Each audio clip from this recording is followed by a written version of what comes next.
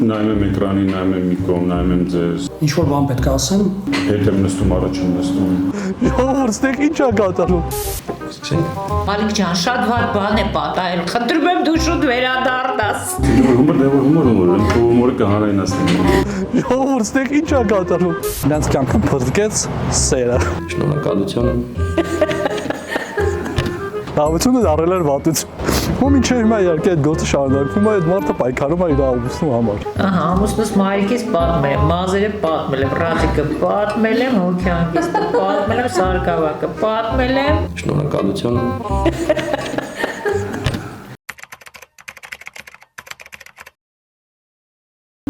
Մինիստով ամուսնալուծության պահանջ էր, հարգնդեմ պահանջ ներկայացված էր ալիմենտ կնոջ կողմից եւ այդ ընթացքում ամուսինը դիմել է կնոջ դեմ ամուսնալուծության պահանջով։ Եվ նիստը հրավիրվում է, նիստը հետաձգվում է եւ հայտարարում ասում նիստը կհրավիրվի ապրիլի 1-ին։ Մյուս համաձայն են բոլորը։ Այո, շատ լավ, շատ ճիշտ է, որ ինձ հետ օրնավորոշ ասում, ինչով է պայմանավորված, ինձ որ շատ ճիշտ է։ Ասում լավ, որը կգաք իմանանք։ Լավ, բարի, չեմ անում կողմ ինչ է նախապատրաստ է, գալիս ապրիլի 1-ը դատական նիստը բացվում է։ Կնոջ կողմի ներկայացուցիչը Բարսյանն ասում է հարգելի դատարան, խնդրում նիստը հետաձգեք, ասում ինչով է պայմանավորված նիստի հետաձգումը, ասում է ես հայցյալ պահանջը պետք է փոփոխեմ, ավելացնեմ հայցյալ պահանջը, ասում եմ ձեր պահանջը ալիմենտ է, ինչ է փոփոխելու, ասում է եւս մեկ երեխայի մասով ուզում եմ պահանջը ավելացնել, ասում երեխան մեկը չի ում համար ալիմենտ է պահանջում, ասում է արդեն 2 օր առաջ իմ վստահորտը երեխա է ունեցել, պահանջը չափով ավելացնում եմ։ Հիմա հարցս ուղղել եմ այնց խիստ եւ նաեւ մի քիչ sense դասակարգական հայցող կողմին ասում եմ դուք չգիտեք որ հղիության ընթացքում կնոջ դեմ ամուսնալուծության պահանջ չի կարելի ներկայացնել ինչու է ձեր կնոջ դեմ հայցապահանջ ներկայացրել ամուսնալուծության պահանջով հիմա բորբոքվել է իմ կինը հղի չի, ես չի կարել երեխա ունենա, ասում այսինքն ձեր կինը հղի չի, ասում իմ կնոջը ձեզ ամուսնալուծվել եմ փաստացի 2 ամիս առաջ, ինքը այդ օրվա դրությամբ հղի չի եղել։ Հիմա ասենց համ զավեշտի է վերածվում, համ ինչ-որ անորոշություն է դատական դալիճում, հիմա ներկայացուցիչն արդեն ոնց որ մեղադրում իրար վստահորեն, ասում է դու ինձ քիչ ես ասել որ կինը հղի է, ասում այդ ցավը տանեմ, իմ կինս հղի չի, իմ կինս երեխա չի սպասում, մենք երեխա չենք սպասում բացառում է դա։ Ինչ որ լարված մթնոլորտ է, կնոջ ներկայացուցիչը հանգիստ նստած այդ պրոցեսին հետևում է։ Ոնց հետևեց, վերջում տեսավ արդեն ոնց որ շատ են բորբոքվում այդ ամեն ինչը, որ չի կարելի կնոջ դեմ եւ այլն։ Մեկ էլ ներկայացուցիչը ասես կներեք էլի ձեզ բոլորիդ ընդհատում են ինչ, ասում այո ընդհատեք ցած։ Ձեր ապրիլի 1-ը շնորհավոր ես կատակի անում։ Աղջիկս 3 տարեկան էր, ես մեկնել էի գործողում մի քանի օրով երեխան գիշերը սկսում է անհանգստանալ մայրիկին է ուզում բան դե մայրիկը տանը չի ինչ արած ասում է լավ թող տատիկը գա կողքից պարկի գոնե մայրիկիս մասին խոսի կքնեմ տենց մայրս գնում է պարկում է մեկ է գիշերվա կեսին նորից արթնանում է մայրիկիս եմ ուզում մայրիկիս ասում է դե չկա դե լավ ասում է թող հայրիկս էլ գա կողքս պարկի մի խոսքով հայրիկն է գալիս է մյուս կողքից է պարկում երեխան մեջտեղը առավոտյան ուրեմն մորաքույրս գալիս է որ օգնի երեխային նայելու դուռը բացում է երեխան տեսնում է խաղում է բացում է ննջարանի դուռը տեսնում է մայրիկս ու ամուսինս այդ մահճակալին իրար կողքի պարկած քնած են այդ պահին ես զանգահարում եմ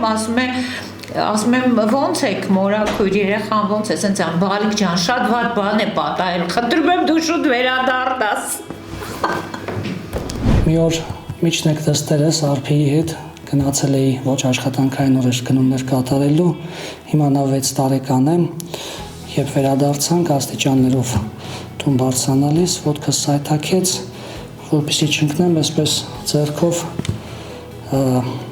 հենվեցի որպեսզի չընկնեմ վնասված չստանամ մատներս ցավացրել էի հիմա բարձրացել ենք տուն աղջիկս կնոջս փորձում է պատմել ներկայացնել թե ինչ տեղ ունեցավ ասում է մամա գիտես պապայի մատները ցավացել են կինս հարցնում է ինչ մատներ ինչ է տեղի ունեցել ասում է թե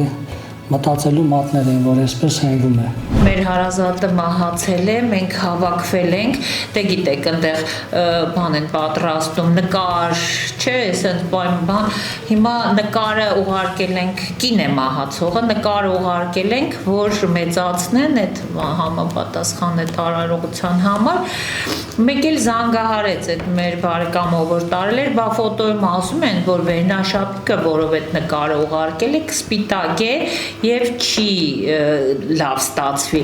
Ասում եմ, բա ինչ անենք, ասում եմ, առաջարկում են ֆոտոշոպ ունեն իրենք, կարող են վեց սպիտակ վերնաշապիկի փոխարեն ուրիշ հագուստ հագցնել, ասացի դե լավ թող հագցնեն, ինչ կա հիմա, բան, ու մի հատ sense բանով մուկ գույնի գարոշիկով սենց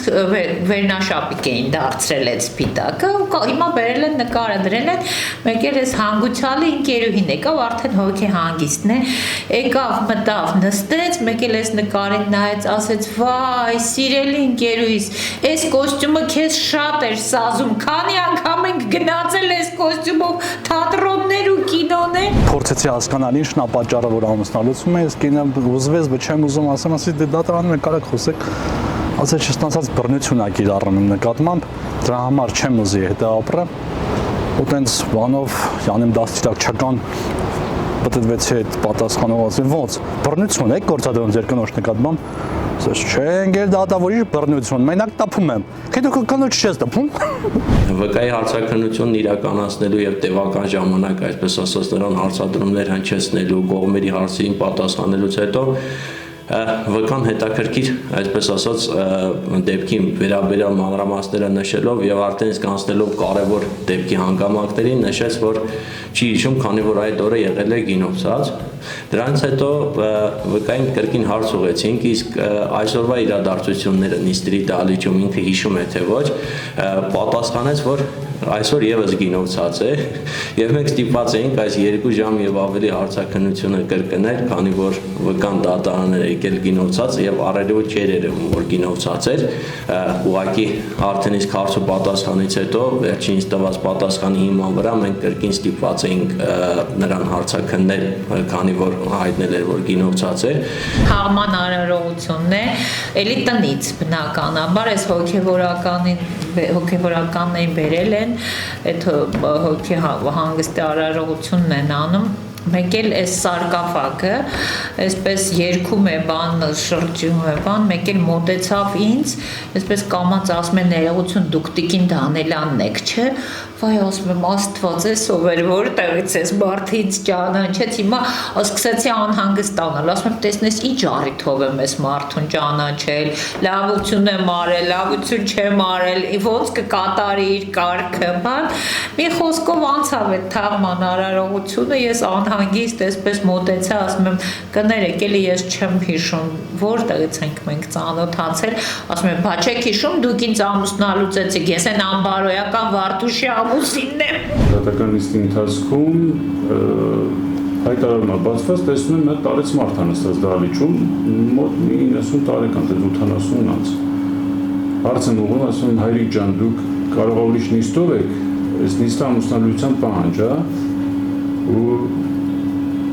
ասում եմ, ոչ, սա հենց ինձ նիստով է, ասում կներեք, դուք ով եք, ասում եմ, հայցվորն եմ, անձը վեկարում եմ, ինքնությունը ստուգում եմ, ասում ամուսնալուծության պահանջով հարցեր եմ, ուր ուզում ձեզ ուղղել, ինչի եք այս տարիքում որոշել մտնել ամուսնալուծության պահանջով, իբրև նույնց աշխուժ, բավականի խնամված, կեսուրախ հանձնավորություն էր, ասաց այդ ցավը տանեմ, ես արդեն 4-րդ ամուսնությունը սա, իրանցել եմ արդեն հոգները, խնդրում եմ ամուսնալուծի հազիվ մեկին համոզել եմ, պատրաստան նորից հետս ամուսնանացնում եմ, շուտ խնդրում եմ, ինչքան հնարավոր է շուտ ինձ ամուսնալուծի, ինչ ա պետք դրա համար, ասում եմ ընդամենը, որ արագություն չկա, արագացված դատաքննություն կարող կիրառեմ, հայերի խնդրում եմ, ինչ շտապ պետք է, քանի չի փոշմանը հետս ուզում ամուսնանալ։ Քաղաքացի կա, որ մի քանի հայցեր ուներ դատարանում եւ իմ մոտ էր այդ հայցերը գտնվում։ Մի հայցը մերժեցի, բողոքարկեց վերաքննիչ դատարան եւ հաջորդ մյուս գործի համար եկավ, ասեց դե այն մի հայցը բավական չի մերժեցիք, մի հատ էլ գնացիք վերաքննիչ դատարանում մերժեցիք, Զարմացած նայեցի, որ վերաքնիչ դատարանում չի կարող դատավորը երկու հայցնել եւ բողոքարկումը լսի եւ ըստ էության հետո ցույց տվեց իր որոշումը վերաքնիչի, տեսա, որ իմ գոլեգան է, որի ազգանունը համընկնում է եւ անվան առաջի տառն է համընկնում Լ Գրիգորյան, եւ այդ մարդը կարծել էր, որ ես եւ առաջիաջանում էի մերժել իր հայցը եւ վերաքնիչ դատարանում կողմերը եկել են, ներկայանում են, ինքնությունը պարզում եմ, ովքեր եք, ինչ եք, ներկայանում է, ես հայցվորի կինն եմ,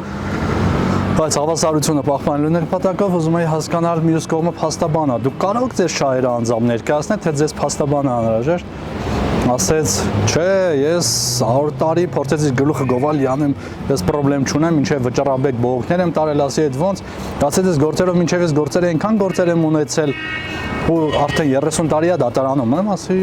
ոնց է ստացվել, ինչ է եղել, փորձեք ներկայացնել, ինչ է եղել, դե ասեց, որ եկել եմ արդեն 94 թվականից դատարաններում ենք, ասի դու երբ եք հարցն եկել ես ընտանիքում, ասեց 93 թվականից, ասի փաստորեն հենց եկել եք հարց այդ տունը կռիվ, սկսել, ասում դե չէ, ես հասկացա, որ ամուսնուս շահագործել են երկար տարիներ, ես փորձեցի իր իրավունքները պաշտպանել։ Որը մեր դասախոսներից մեկը միշտ անդադ տեսնում է, ասում է, վայ, Տիկին Դանիելյան, ես ձեզ ուզում եմ մի օր սուրճի հրավիրեմ, բան, ասում եմ, դե հարմար չի, չգիտեմ ինչ բան, բա եթե դուք չգաք ինձ հետ սուրճ խմելու, ես ստիպված կլինեմ ձեր ղեկավարներին դիմեմ, ասեցի դիմեք։ Մեկ էլ մի օր գալիս եմ Դավիթ Ավետիսյան, շատ հարգարժան մեր ավագ ընկերն էր, Դավիթ Զախարիչը, բա Տիկին Դանիելյան, ձեզ որ համալսարանում ընկերս հրավիրում է սուրճի, ինչու չեք գնում։ Ասեցի անկեղծ ասած չգիտեմ, տենց չի ստացվում, ոչ թե ինչ որ հատուկ, բա մի անգամ գնացեք, բան լավ մարդ է, բանասեր է, բան ասեցի լավ կգնամ։ Մեկ էլ մեկ օր առավոտյան բան մեսենջերով Դավիթ Զախարիչից հաղորդագրություն եմ ստանում, բա Տիկին Դանիելյան, մեր Ռադիկ եղբայրը մահացել է, անսպասելիորեն մահացել է, վայ, ասեցի, բա այդ մարդը ինձ այդքան հրավիրում էր սուրճի, ես մի հատ չգնացի, ես ինձ շատ մեղավոր եմ զգում, բայց ոչինչ, ասեցի, հոգի հանգստին կգնամ, խոստանում եմ, Դավիթ Զախարիչ ասեց, դե անպայման գնա։ Շատ լավ փաստաբան ընկեր ունեմ, իմ փաստաբանական տարիներից մեր շատ մտերիմն է, որը նույնպես ճանաչում էր այդ Ռադիկին, ասեցի, բան, արա, իմացել ես, բա Ռադիկը մահացել է, հանկարծամահ է եղել, կարող է հետս գազ պանիխիդայի, ասեց, հա, երկուսով գնացինք, բայց ոչ մեկին չենք ճանաչում։ Եկանք հասանք սքոսրահի մոտ, ասում եմ, բայց դու ընտանիքին ճանաչում ես, ասում եմ, հա, կնոջը ճանաչում եմ, ասում եմ, դե դու առաջ գնա, որ ցավակցես, ես քո հետևից գալիս եմ։ Մտնում ենք այդ սքոսրահ, այս մարդը տեսնենք 6 կին ա նստած, այս ընկերս Արայիկը Ուրեմն մոտենում է, որին ասում է, էս է կինը, հա, գրկում է, համբրում է, այս կնոջ հետո ասում է, չէ, այս ոնց որ կինը չէր, անցնում է հաջորդին, մոտենում է, գրկում է, համբրում է, ասում է, չէ, ոնց է, ոչ էլ սա էր կինը, այդպես հանգուցալի կողքով նայում եմ ամերտ, ասում ես հանգուցալ ես ոնց փոխվեց, ինքը շատ նիհար, սիմպաթիչ մարդ է, այս մարդը սենց լիքոտ մարդ է պարկած, մեկ էլ այսպես անցանք այդ կողքով, մեկ էլ տեսնենք այդ Ռադիկը մեր դիմաց գալիս է դեպի մեզ, Տիկին Դանիելյան, դուք եկել եք, բա ես ասում եմ, իմ այսով այս մարդը բա ասում էին մեռել է, բա ոնց է եկել ինձ հիմա, մեկ էլ սենց բա փաստորեն իմացել եք, հա, որ եղբայրս մահացել է, այդտեղ ես հասկացա, որ Դավիթ Զախարիչը մեսենջերի մեջ սխալվել էր, պիտի գրի մահացել է Ռադիկի եղբայրը, գրել է մեր Ռադիկ եղբայրը։ Ես մտածում եմ, որ ինքն է մահացել։ Երկին գործերից մեկով պատմություն հիշեմ, Լոռու մարզի հետ է կապված, քանվում էր մեղադրյալի նկատմամբ կիրառված խափամիջոց կալանքը փոխելու կամ անփոփոխ թողնելու հարցը, երբ հերթը հասավ մեղադրյալին, որ պետք է դիրքորոշում հայտնի, կանգնեց այսպես վստահ տոնով ասաց, թե պատվարժան դատարան, ինչ չեք բրախում, բրախեք էլի, բրախեք գնամ մեր տուն։ Ես մոտավոր հասկացա ինչի մասին է խոսքը, ամեն դեպքում ասացի, որ արի փորձի դու գրական արտահայտվիր, ես լորեց չեմ, այդքան էլ բարբառը չեմ հասկանում, դե ասեց սանից գրական էլ ինչ, բրախեք գնամ, տունը 1000 գործ կա։ Երբ որ դիմում էի իրավաբանական ֆակուլտետ, դե ինքը ընկալվում էր միայն տղամարդկանց, տղաների համար այդ ֆակուլտետը, բերեցի գործերս հանձնելու, կարծեմ կամ դասախոսներից էր կամ ինչ որ աշխատակազմի աշխատողներից այդ մարդը տարիքով մարդ էր, ազգանունը չեմ հիշում,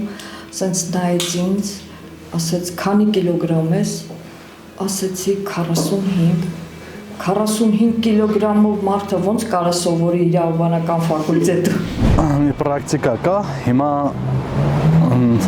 բաներով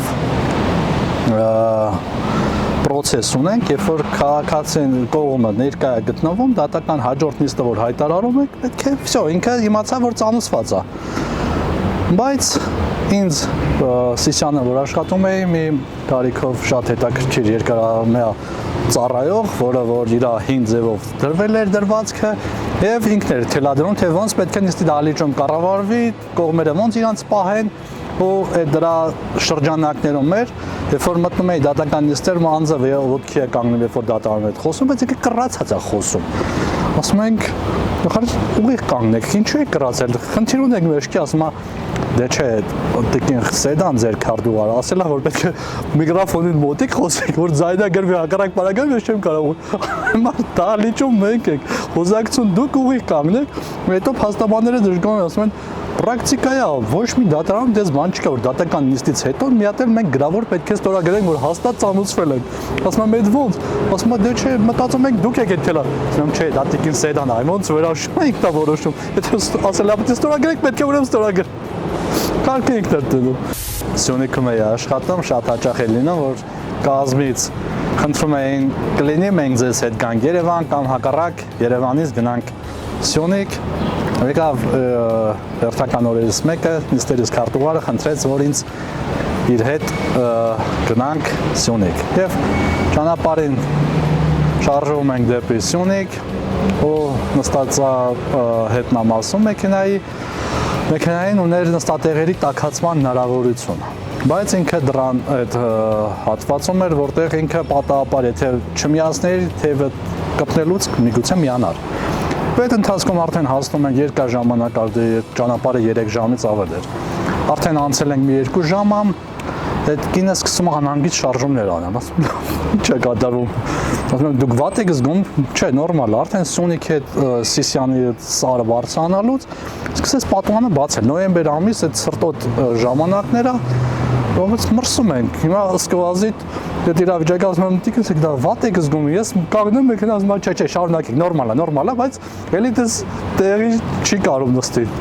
Եվ դες ճանապարհը հասնում ենք, ինքը իջնում է միանգամից հասնում եմ իհարկե Սիսյան, ինքը միանգամից դուռը բացում ու դուրս է գնում։ Լավ, ի՞նչ է պատահել այս կնոջ հետ, ինչ երևի ասի շոր բան ունի, ամաչեց ասել կարեկներ կամ չգիտեմ, լավ։ Ասենք միառժամանակ հետ եմ գալի, բարեկամները նստում են մեքենան, մեկ էլ ես բարեկամներից մեկը ասում է, «Էս ինչ է կատարվում, ես ձեր նստատեղերը վառում է, ինչ է կատարվում»։ Ասում ոնց վառում է, երևի միացրել եք, չէ, ասում ես ոչ բան ձեզ դե ոնք է վառվում է։ Ասի դե երևի վայ, ու իշեցի ասի երևի տիկին սեդան միացրել է, չի իմացել ոնց անջատի։ Ու տենց անցել է, հետո գնացի արդեն Սյունիք, հրավիրեցի տիկին սեդա։ Այն որ մենք եկել էինք անցած շաբաթ, դուք մեքենայի մեջ ժոր վառվելու, տաքանալու բան է, հա, ինչ-որ բան էր վառում, բայց չգիտեի ինչ էր վառում։ Ասում եմ, որ ամբողջ ճանապարհը 3 ժամ դուք ձեն չէիք անում, չէիք մտածում միգուցե պաժար ընկնի։ Ասես, դե ամաչեցի էլ ինչ ասեի, ստացվեց այդ խեղճկինը այդքան 3 ժամ, դաժան, պայմաններով ասել է միջև Սյունիք։ Սպանության փորձ է եւ մեղադրյալը համարվում է այսպես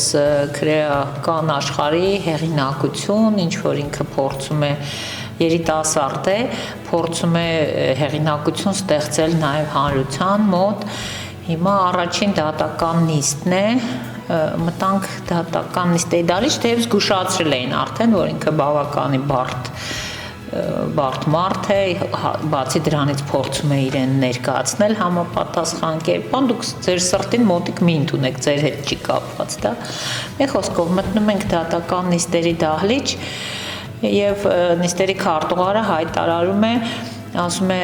ոտքի դատարանն է գալիս, դե մտնում եմ ես համազգեստով, բան այս աթոռները առաջ բոլոր դահլիճներում, այսպես ինչպես այստեղի դա աթոռներն են, բարձր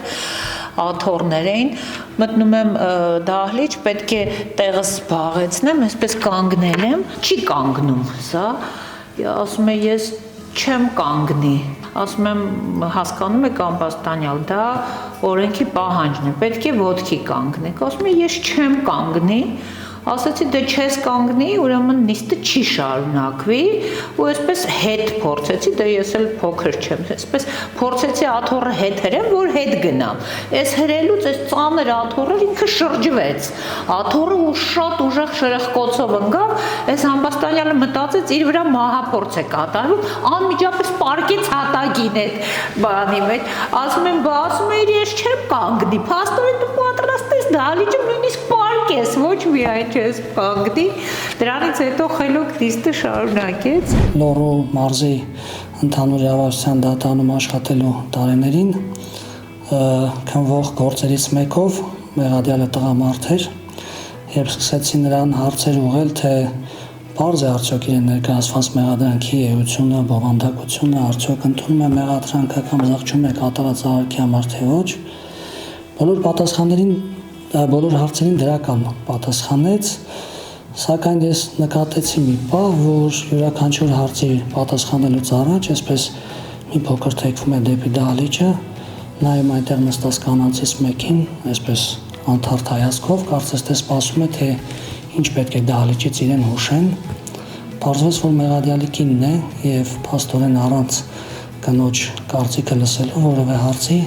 չէր պատասխանում, բացատրեցի, որ ավելի լավ է այս հարցում կնոջդ չլսես, քո անձից անբաժանելի իրավունքներ են, ասեց ինչ անեմ, առանց այդ կարծիքի կյանքում ոչ մի որոշում չեմ կայացնում։ Մի բան էլ հիշեցի, մի բան էլ պատմեմ, շատ հետաքրքիր է, տղաս փոքր է, 4-5 տարեկան է, ուրեմն Բաքում մեկը իրեն Բաքի տղաների հետ կռվել է, եկել է տանը լաց է լինում, ասում ենք, լավ, ոչինչ դեպք կա, հիմա տղաներ եք, կարող է լինի, սենց անում, չէ, ես կռվի համար չեմ նեղացել, գիտես ինչից եմ վիրավորվել, ասում եմ ինչից, ասում է, ով է այդ երեխան, էլի, ով է, իրա մաման, նույնիսկ Առաքելյանի դատավորել չի։